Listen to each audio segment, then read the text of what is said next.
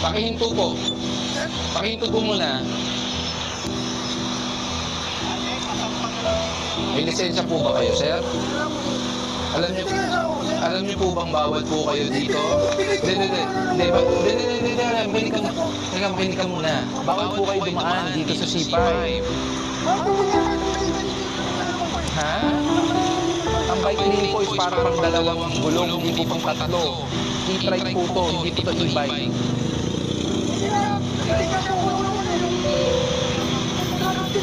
Sino po? Pinaikot po kayo? Oo, pero bawal nga po kayo dito. Bawal po kayo dumaan kahit sa kabila po. Tapos what?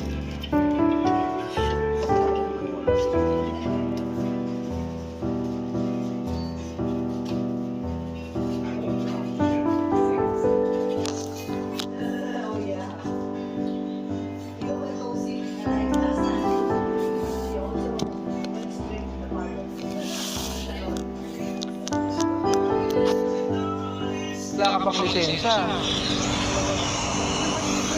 Alam mo bang pag nagmamaneho ka ng 3 years, kailangan may lisensya at kung saan may lisensya? Ang kasalanan lang niya, bawal siya dito, tapos nag-counterflow siya. Ikaw ang problema mo, dumadaan ka sa highway nang wala kang lisensya. Hindi po sa bicycle lane. Kahit bicycle lane po, back 2 wheels po ang bicycle lane. Hindi po pang e-trike.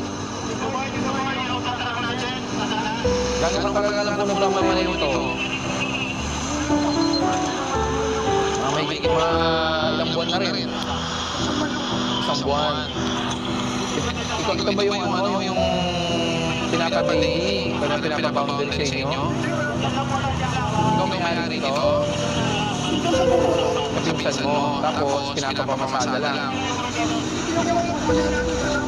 Inaabutan mo. Tapos mag-aatid ka rin minsan. O yun. Pag mag-aatid po kayo ng ibang tao, kailangan talaga may lisensya po kayo. Kasi nasa public road po kayo. Kailangan po may lisensya. Dala niyo po ba yung papel nito? Wala rin. Meron po kasi dapat mga papel to. Tulad yan, yung mga sales invoice. Doon po kasi nakalagay yung mga detalye, chassis number, engine number. Pag wala po kayong lisensya, may impound po to dahil sa national highway po kayo. Hindi po ba kayo aware doon? Isang buwan na paligid na po ang minibigay ng gobyerno, lalo po ng LTO. Hindi nga po sir, bawal nga po kasi kayo dito. Hindi po yung pinaikot kayo, hindi. Ang sinasabi po natin, bawal po kayo dito. Pangalawa, wala po kayong lisensya at naghahatid po kayo. Sabi mo kanina, nag-aatid ka rin minsan ng ibang tao.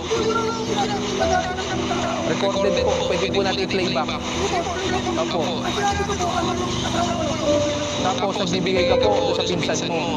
Ibig sabihin po na may bayad po kayo binibigay, binaboundaryhan. O iba ka rin dito ngayon, walang bawal. Kaya bawal na. Sino po? Sino po? Ayan o, yan po yung pilahan nyo. Di ba papasok ka na ng petrol? Oo. Yan yung ano, tapos nag-counterflow ko kanina. Kaya kailangan may lisensya ka. Eh wala kang lisensya. Ba't di ka kumuha ng lisensya kung magmamaneho ka sa publikong kalsada? Matagal na po sinasabi yan. May isang buwan na panulit na binigay ng LTO.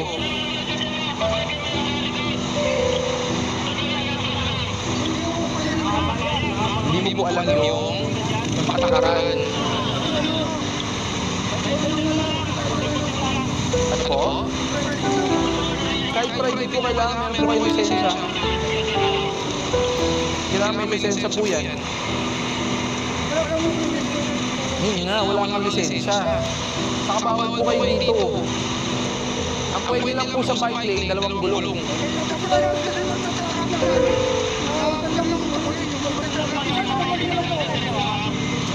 Hindi parang po kayo tiniprehan nun. Eh, hindi naman po pwede.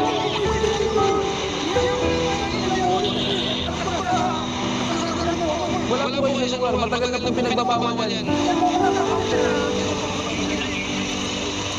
Ang pinag-uusapan natin, bawal nga sa highway. Pwede kayo sa looban, walang problema yun. Bahala kayo doon sa loob. Trike po yan, trike. Tatlong gulong po. 3 wheels po yan, 3 wheels. Ang bisikleta po, 2 gulong.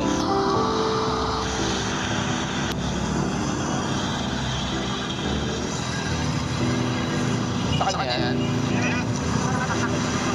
Ayun yung, ikaw naman, loko mo ko eh. Kayo yung hinuli ko dati.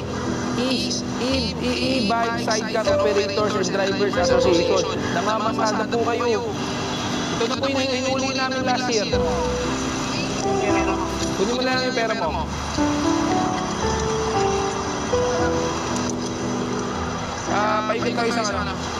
Paikot lang isang flatbed.